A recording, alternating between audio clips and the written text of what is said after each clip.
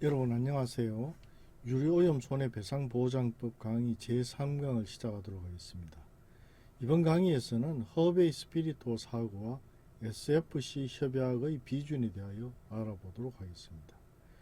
오늘의 학습 목표는 허베이 스피리토 사고를 이해하고 이 사고에서의 방제 작업 및 대응 체계를 분석해 보겠습니다. 또 허베이 특별법을 학습해서 그 재정 배경과 내용을 학습하고요. 이와 함께 추가 기금 협약에 대한 비준 과정과 의도 이해하도록 하겠습니다. 다음은 허베이 스피리토 사고의 개요에 대하여 알아보겠습니다. 2007년 12월 7일 07시 6분 크레인선 삼성 1호와 원유 운반선 허베이 스피리토가 충돌하였습니다. 사고의 원인은 예인선 삼성 T5호의 예인줄이 절단됨으로써 크레인선이 투며 중이던 원유 운반선과 충돌한 것입니다. 이로 인해서 원유 12,547kl가 해상에 유출되었는데요. 피해 범위는 해안선 375km와 101개 도서가 오염되어 충청남도 6개 시군과 전라남도 3개군이 특별재난지역으로 지정되었습니다. 다음은 사고 선박의 재원에 대하여 알아보도록 하겠습니다. 허베이 스피리토는 허베이 스피릿 shipping 컴퍼니가 선주이고요. 총 톤수 14만 6,848톤, 재화 중량 톤수 26만 2,491톤입니다. 선질은 강선이고 선적항은 홍콩입니다. 길이는 338m, 너비 58m, 높이 28.9m의 선박이고요. 1993년 10월 7일에 진수가 되었습니다. 한편 충돌의 원인을 제공한 크레인선 삼성 1호는 소유자가 삼성물산이고 총 톤수 11,828톤, 선적항은 거제항입니다. 선박의 길이는 105.63m이고 너비는 45m, 높이가 7m에 달합니다. 진수일은 1995년 6월이고 이 선박은 3,000톤짜리 해상 크레인이 고정 설치된 선박입니다. 이 해상 크레인 선박으로서는 사고 당시에는 우리나라에서 가장 큰 선박이었다고 하겠고요. 이 당시에 거제 삼성중공업에서 작업을 하던 선박이었는데 인천대교 건설 과정에 작업을 지원하기 위해서 갔다가 돌아오는 길에 사고가 난 것입니다. 다음은 유류 유출 상황에 대하여 자세히 알아보겠습니다. 이 탱크별 파공 크기는 3개의 탱크가 파공이 되었는데요. 1번 탱크는 30cm 곱하기 3cm, 3번 탱크는 160cm 곱하기 10cm, 5번 탱크는 160cm 곱하기 200cm로서 특히 3번과 5번 탱크가 크게 파공이 되었습니다. 따라서 파공 규모가 큰 5번과 3번 탱크에서는 사고 당일 오전에 폭포수처럼 대부분의 원유가 유출되었습니다. 1번 탱크는 파공 규모가 작아서 사고 다음 날인 12월 8일 23시 40분까지 기름이 분출되었습니다. 이 3번과 5번 탱크는 파공이 크기 때문에 이와 같이 기름이 분출되어 나왔는데요. 이 바다 쪽을 보면은 기름이 쏟아져 나와서 막을 형성하고 있는 것을 볼 수 있습니다. 한편 1번 탱크는 이와 같이 이제 작은 구멍인데요. 이 부분은 결국 선박을 오른쪽으로 기울게 함으로써 다음날 기름이 유출되는 것을 상당 부분 막을 수가 있었습니다.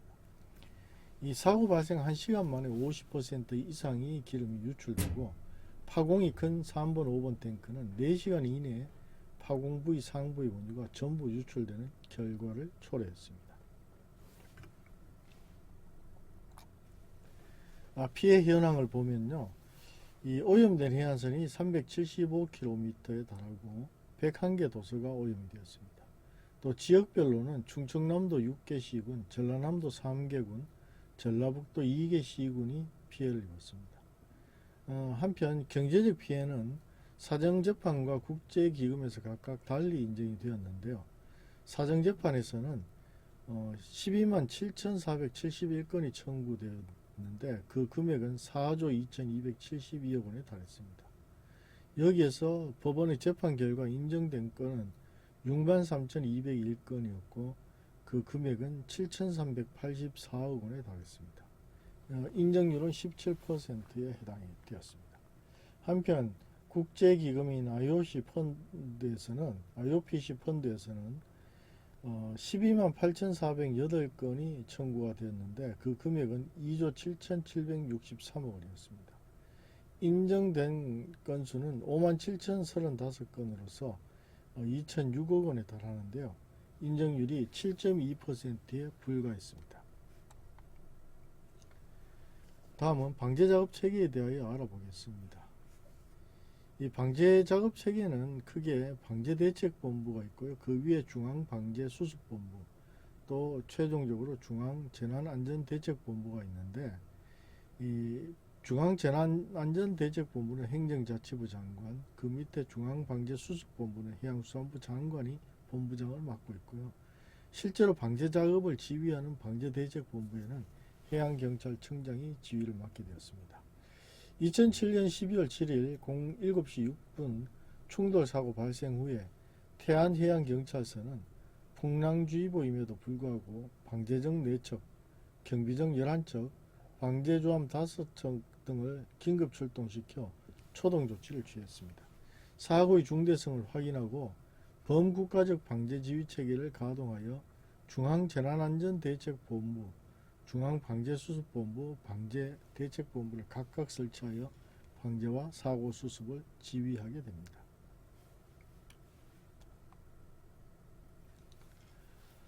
방제 작업에 투입된 자원은 다음과 같습니다. 인원은 총 213만 명에 달하고요. 투입된 선박은 19,864척, 또 헬기가 346대입니다. 중장비는 28,970세대가 투입이 되었는데요. 이러한 장비와 인원을 투입해서 2008년 1월 8일 해상방제 작업을 완료하고 또 2008년 7월 7일에는 육상해안지역 방제 작업을 완료했습니다. 이어서 2008년 10월 10일까지 도서지역의 방제 작업이 완료되는 결과를 가져왔습니다. 다음은 사고의 영향에 대하여 알아보겠는데요. 문제점과 개선을 묶어서 설명을 드리겠습니다. 먼저 정박지 지정 문제입니다. 이 사고 당시 대형 유조선인 허베이스 비리토가 항로선상에 정박하고 있었는데요. 이와 같이 선박의 통항로에 정박 허가를 받아 정박 중에 발생한 충돌 사고라는 점에서 문제가 있다고 하겠습니다. 이에 따라 선박의 입항 및 출항 등에 관한 법률과 하위 법령에 의해서 유조선 등 위험 선박은 한계 외에 정박지를 지정하여 고시하도록 하였습니다. 다음은 선체 구조의 문제인데요. 사고 유조선의 선체 구조가 단일 선체였기 때문에 충돌 사고 시 대량의 유류가 유출되었습니다. 이 해양환경관리법의 시행세칙인 선박에서의 오염 방지에 관한 규칙을 개정하여 이중 선체 구조 의무화 및 단일 선체 유조선의 운항 금지 시한을 2015년에서 2010년으로 조기 시행하도록 하겠습니다. 다음은 기상악화 시의 대응 능력이 문제가 되었는데요. 기상악화 시 대응 능력의 한계로 초동조치가 미흡했다고 합니다. 이는 해양경찰에 해당이 되는데요. 3,000톤급의 다목적 대응 방제정 건조 등 장비를 지속적으로 보완하고 있습니다. 다음은 방제 현장의 지휘 체계에 문제가 있었는데요. 지휘 체계가 이원화되고 책임 한계가 불명확하며 해상 방제와 해안 방제의 지휘 체계에 혼선을 빚었습니다. 이 방제 지휘 체계상 방제 현장은 해양경찰청장이 본부장으로서 책임지게 되어 있습니다만 수습본부장을 해양수산부 장관이 맡음으로써 결과적으로 하나의 부 안에서 두 개 기관들이 충돌하는 결과를 가져왔고요.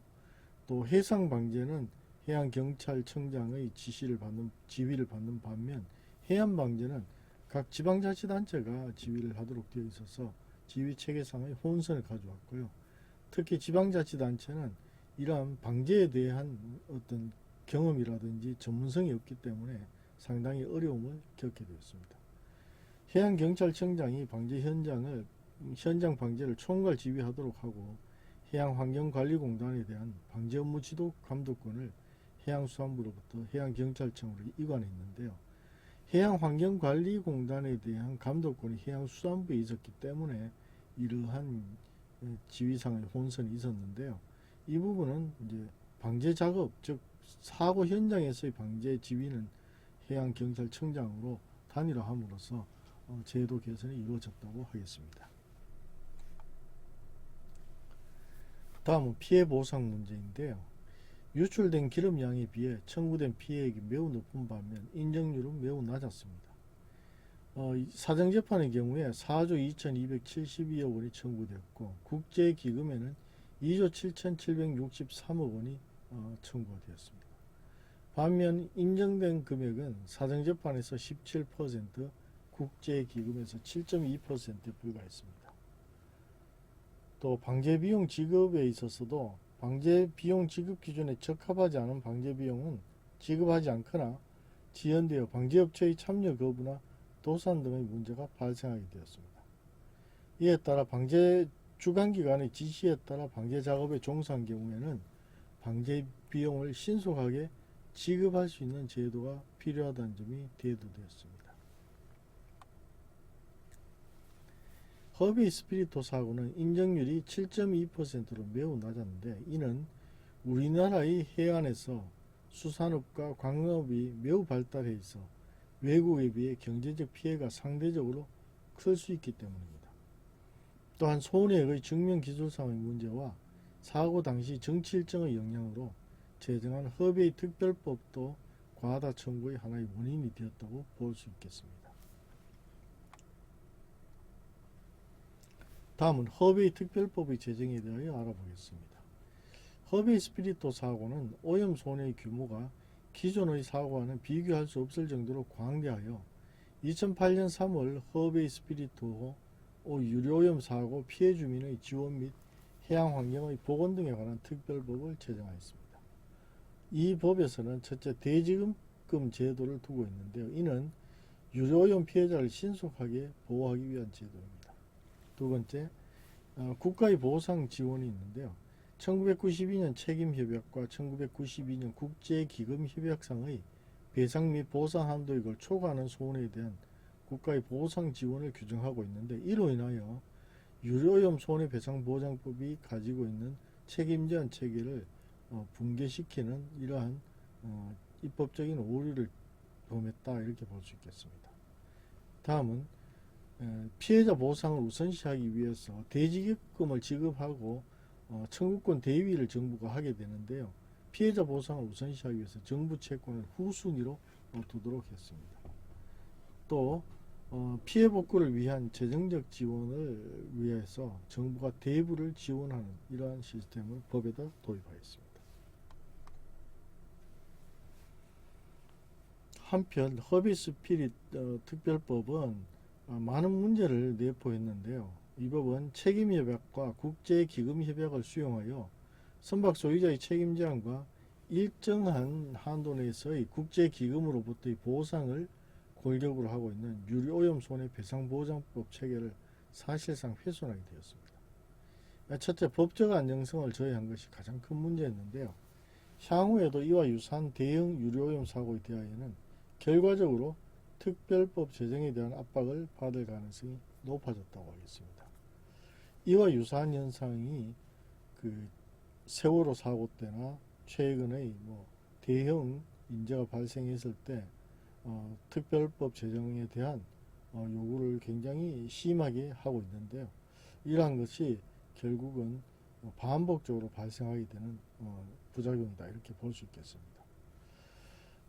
또 기존 법 질서를 훼손했다는 문제가 가장 큰 문제점 중에 속하는데요. 이것도 법적 안정성의 저해와 동일선상으로 볼 수 있는데 선박 소유자의 책임을 일정한 한도로 제한하는 대신 책임보험의 부과를 강제하고 국제기금의 추가 보상을 통하여 유료오염 손해를 전부하고자 하는 기존의 법 질서를 무너뜨리는 오류를 범하고 있습니다. 다음은 추가기금 협약의 가입 배경에 대하여 알아보겠습니다. 허베이 스피리토 사고는 유료오염 손해배상보장법의 손해배상 및 보상 한도가 상당히 낮게 설정되어 있음을 보여주게 되었습니다.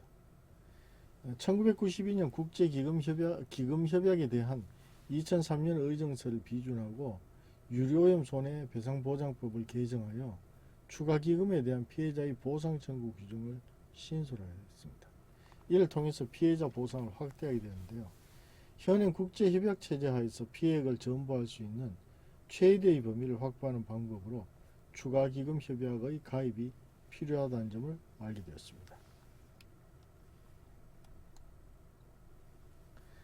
이 추가기금 협약의 가입에 대해서는 찬반 의견이 각각 팽팽하게 대립했는데요. 먼저 반대 의견에서는 향후 유조선의 이중 선차로 인한 대형 유료오염 사고의 발생 가능성이 희박하다는 점과 발생 가능성이 희박한데 추가기금 협약에 가입할 경우 우리나라 화주들의 기금 부담만 늘어나고 보상은 받지 못함으로 인한 국가적 손실이 발생한다는 주장을 하는 것이었습니다. 이에 대하여 찬성하는 의견은 유료오염 사고의 피해 규모에 대하여는 역사적으로 완전한 예측이 불가능한 면이 있다는 점과 실제 화주의 분담은 추가기금 협약이 적용되는 사고가 발생하여 회원국의 분담이 필요한 경우에 사후 분담금을 객출하는 형태로 운영되므로 부당한 국가적 손실은 크지 않다는 주장입니다.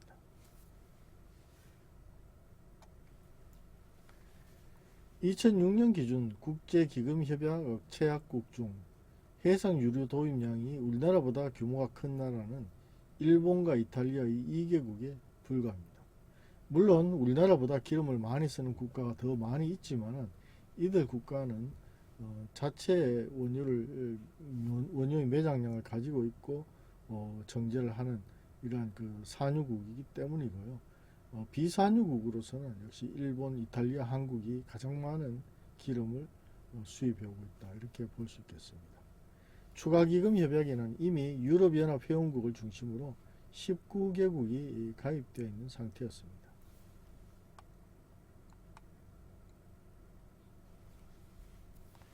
다음은 추가기금 협약의 장소적 범위에 대하여 알아보겠습니다. 체약국의 주권이 미치는 영해를 포함한 영역에 적용되는 것으로 하고 있기 때문에 국제법에 따라 설정된 배타적 경제수역도 장소적 적용 범위에는 속한다고 하겠습니다. 적용 대상 선박, 유류 및 유료오염 손해의 개념도는 책임협약과 국제기금협약과 동일하겠습니다.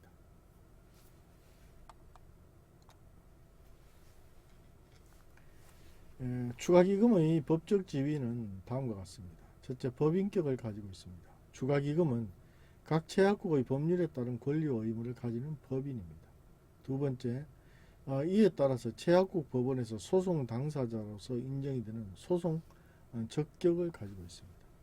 이와 같은 법적 근거는 추가기금 협약 제2조에 근거하고 있다고 하겠습니다. 다음은 추가기금의 보상 범위에 대하여 알아보겠습니다. 추가기금은 최고 7억 5천만 SDR까지 보상을 하게 되는데요. 이는 선박 소유자가 부담하는 최고 8,977만 SDR에 국제기금에서 최고 2억 3천만 SDR을 보상하게 되고요. 이 기금의 범위를 초과한 손해에 대하여 최고 7억 5천만 SDR까지 보상하게 되는 것이 추가기금이라고 하겠습니다. 즉 유료오염 피해자가 국제기금협약의 보상 한도액을 초과하거나 초과할 우려가 있어 국제기금에서 완전하고 충분한 보상을 받을 수 없는 경우에 보상받지 못한 부분을 추가해서 보상하는 것입니다. 추가기금협약의 최고 보상 한도액은 책임협약과 국제기금협약에 따라 지급하는 금액을 포함하여 1사고당 최고 7억 5천만 SDR이라고 이해하면 되겠습니다. 다음은 추가기금의 대위권에 대하여 알아보겠습니다. 추가기금이 오염손해를 입은 피해자에게 보상을 하게 되는데요. 이 피해자가 국제기금협약에 따라 선박 소유자나 보증인에게 가지는 권리와 국제기금에 대하여 가지는 권리를 대위하여 취득하게 됩니다. 또 선박 소유자 또는 그의 보증인에 대한 대위권 이외에 일반 법령에 따라 피해자가 제3자에게 대하여 갖는 권리에 대하여도 대위권을 가지게 됩니다. 이 추가기금의 대위권은 보상금 또는 배상금을 지급받은 자의 보험자가 갖는 대위권보다 불리하여서는 아니 된다고 규정하고 있습니다.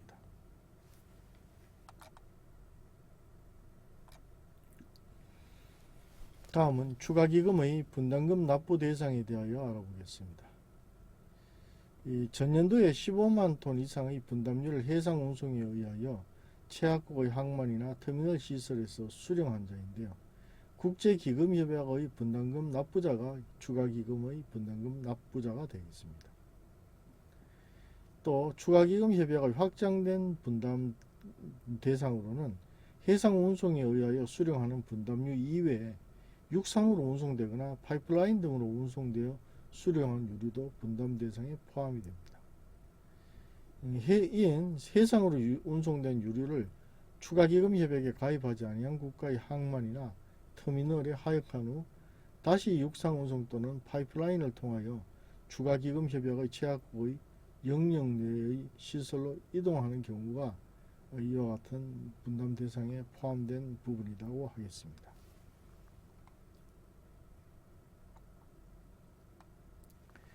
다음은 추가기금 협약의 가입의 의의에 대하여 알아보겠습니다.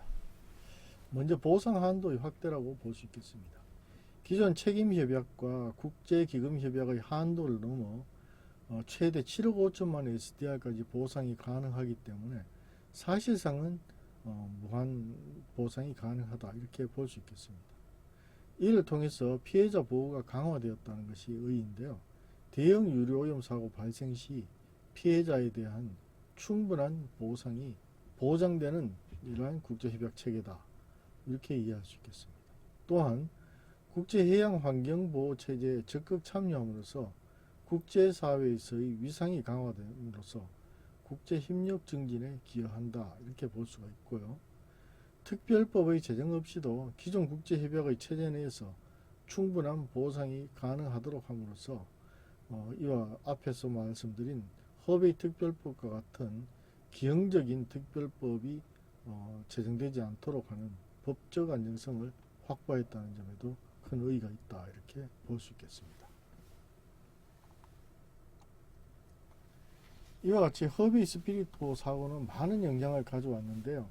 이 사고로 인한 교훈으로는 선박 안전을 강화할 필요가 있다는 것입니다. 따라서 이중 선체 유조선의 의무화 기간을 5년 앞당겼습니다. 또 방제 작업의 효율성을 제고하기 위해서 지휘 체계를 일원화한 성과가 있었고요. 기상 악화 시에도 대응 가능한 장비를 확보함으로써 방제 장비를 확충하는 계기가 되었습니다. 또한 추가기금 협약의 가입으로 보상 한도가 확대됨으로써 전반적인 보상 체계가 개선되었다고 볼 수 있는데요. 이를 통해서 국제협약과 조화되는 국내법 체계가 구축되었다고 볼 수 있습니다. 허베이 스피리토 사고는 우리나라 해양오염 방제 체계와 보상제도의 전면적인 개선을 가져온 계기가 되었다는 점에서는 긍정적인 영향이 있었다 이렇게 볼 수 있겠습니다. 이와 관련해서 여전히 남아있는 과제들이 있는데요. 방제 비용 지급 제도의 개선이 필요합니다. 방제 주관기관의 지시에 따라 방제업체나 주민 등이 방제 작업에 종사한 경우 방제 비용을 신속하게 지급할 수 있는 제도가 마련될 필요가 있습니다. 다음은 대위 청구권 제도의 도입인데요.